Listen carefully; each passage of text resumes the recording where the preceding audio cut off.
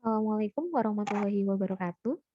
Pada video kali ini, kita akan membahas mengenai mengaktifkan fitur data analisis pada Microsoft Excel.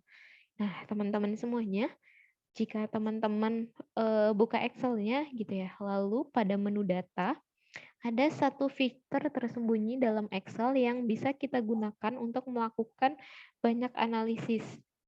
Analisis yang mungkin dulu kita kira hanya bisa digunakan pada software-software lain seperti misalnya SPSS, Minitab. Namun, fitur ini perlu kita aktifkan terlebih dahulu.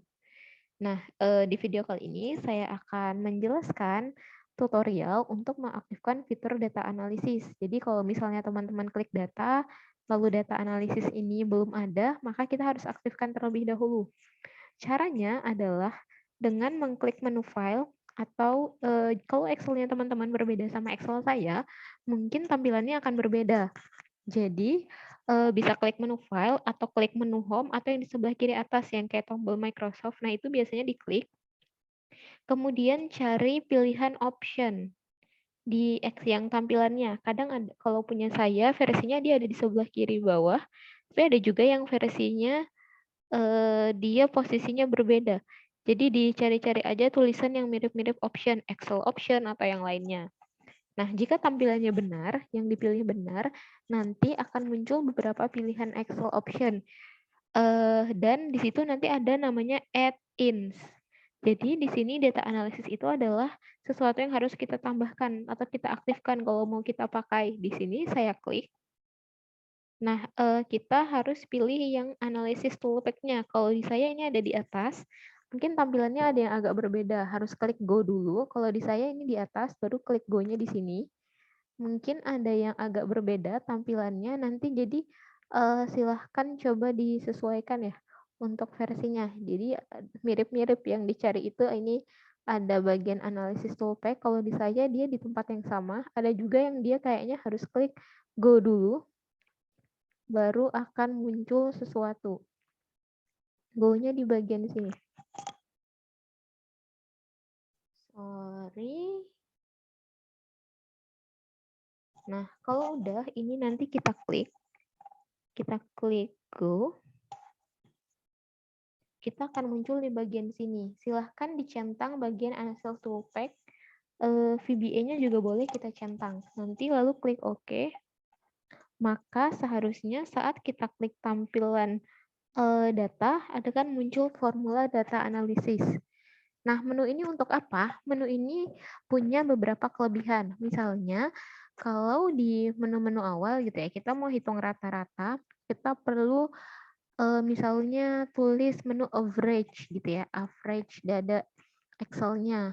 Nah, di sini kita bisa lakukan analisis statistik deskriptif, menghitung nilai rata-rata, maksimum, minimum secara langsung. Maka di sini saya udah punya data, namanya adalah data jumlah penduduk miskin kabupaten atau kota di Riau. Nah, ini jadi saya lihat ya, ini saya punya data, saya aktifkan. Jadi kalau kita udah ini ada, dilihat di menu data analisis, udah ada data ini. Menu data analisisnya sudah ada, yang di bagian sini, maka ini artinya udah aktif. Sekarang kita akan pakai menu ini. Jadi kita klik.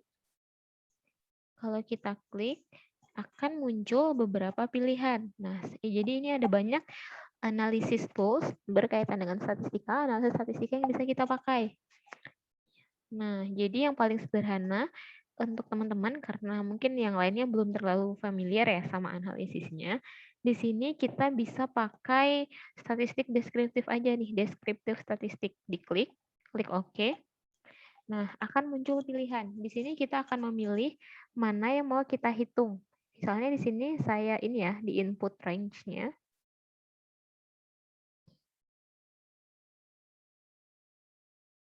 Saya akan di sini, di bagian sini, saya akan pilih, kita akan blok datanya, yaitu ini datanya yang berdasarkan tahun jumlah penduduk miskinnya ya. Lalu ini saya pilih grup by apa. Karena saya ingin menghitung datanya tahun 2017, 18, 19 gitu ya. Nah, jadi berarti data saya dipisahkan berdasarkan kolom. Kalau saya mau hitung misalnya rata-rata penduduk miskin Kuantan Singingi dalam 3 tahun, nanti dia pilihannya yang ini. Jadi saya contohkan dulu yang kolom ya. Ini berdasarkan kolom. Nah, karena baris pertama ini adalah label atau dia tidak masuk di hitungan data, jadi ini kita klik label in first row-nya. Lalu di sini kita letakkan, kita mau output-nya ditampilkan di mana. Kalau output range ini berarti kita akan, dia hilang ya. Right, di sini output range-nya berarti kita mau pilih, kita mau letakkan di mana. Misalnya saya di sini letakkan kursor ya di bagian bawah. Di sini saya letakkan kursor. Alright. Nah, saya misalnya letakkan di kolom F. Gitu ya. Inilah kira-kira. Nah, ini berarti nanti dia akan ada di lembar kerja yang sama. Tapi kalau saya pilih yang new ini, nanti dia akan berini. Atau saya pilih new workbook, dia akan terbuka di file yang baru. Kemudian di sini kita harus klik summary statistics-nya biar muncul nanti. Lalu untuk yang di bawah ini menghitung key largest sama key smalls-nya, mungkin nggak usah kita aktifkan dulu. Nah, sekarang saya klik OK.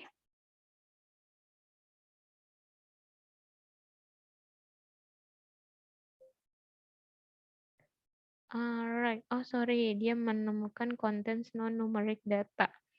Oke, berarti sepertinya data saya tidak terbaca sebagai sebuah angka. Sebentar, saya modifikasi dulu ya. Nah, jadi ini misalnya kita bisa lihat kenapa dia tidak terbaca sebagai angka. Karena, right, jadi misalnya saya mau coba nih. Di sini dia terbaca sebagai teks. Kita coba ganti dulu. Ya, ini kita jadikan numeriknya. Kalau kita lihat, kalau kita sum, dia akan bisa terhitung, artinya datanya, benar kan? Jadi di sini dia tidak terbaca sebagai angka. Mungkin karena tadi datanya memang saya download, jadi dia terbaca sebagai teks. It's okay. Sekarang kita coba modifikasi.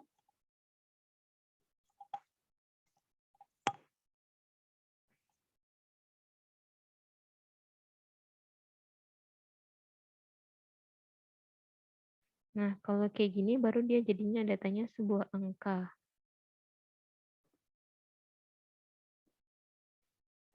Oh, sorry.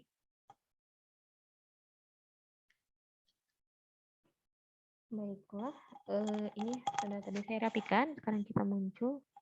Nah, ini jadi otomatis muncul, kita nggak perlu hitung satu-satu lagi, kita udah muncul min-nya berapa, standar error-nya berapa, median-nya berapa, dan dia membagi berdasarkan tahun. Jadi kalau kita pakai biasa, misalnya ya kita mau hitung average-nya, tadi ini saya masukkan data realnya, harusnya saya nggak masukkan data ininya, jadi saya ulang sekalian kita latihan ya. Jadi ingat, data analisis, descriptive statistik, diklik OK. Berarti ini saya hanya, kan saya mau hitungnya rata-rata kabupaten kota aja, jadi saya harusnya nggak masukkan yang Riau. Nah, oke, kemudian ini oke. Nah, ini udah muncul ya, jadi ada 12 kabupaten atau kota. Min-nya, nah ini jadi biasanya kan kalau kita mau hitung manual, kita hitung nih average dari ke bawah gitu ya, Kuantan Singingi dan lain-lain. Nah, jadi yang di bagian ini biasanya kita average, kita blok gitu ya rata-ratanya. Nah, misalnya ini saya hitung average-nya ini kan ya, yang standar. Nah, dia hasilnya sama. Ini saya tambahkan komanya. Nah, oke, dia sama dengan yang di sini ya. Yang saya tandain warna kuning. Alright.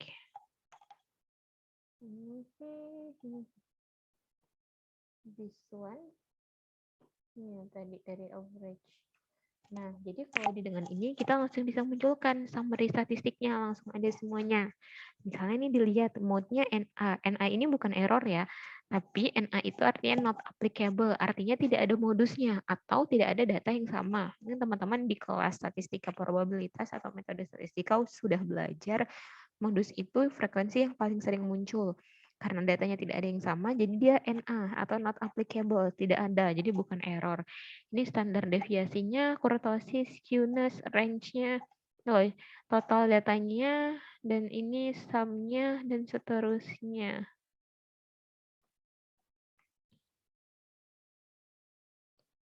Begitu ya untuk ininya.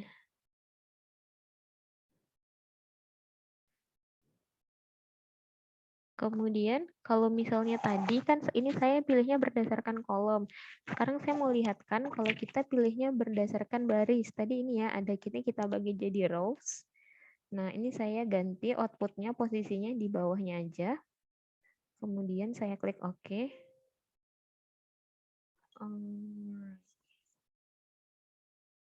Ini berarti saya harusnya bloknya ganti. Jadi saya blok. Nah, sebentar.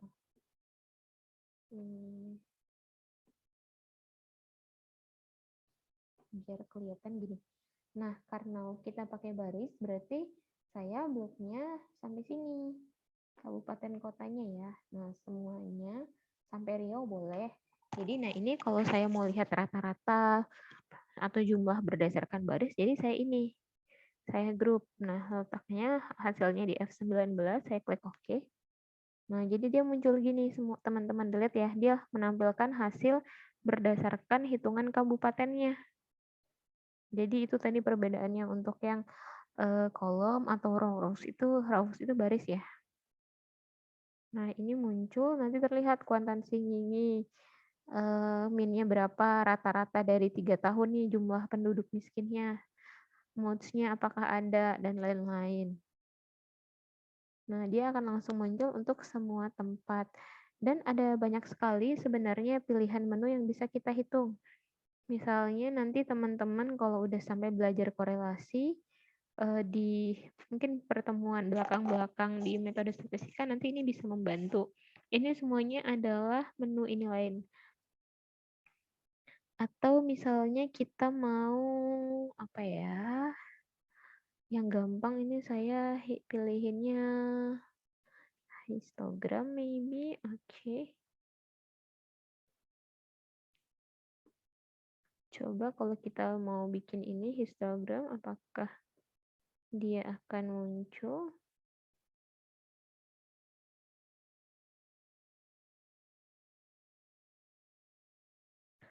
Sepertinya sih nggak mau ya.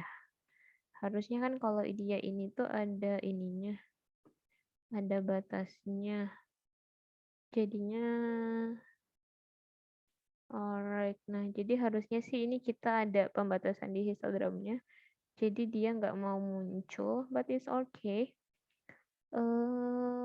Ini sih jadinya ini kalau untuk teman-teman nanti ada banyak sebenarnya yang bisa dicoba.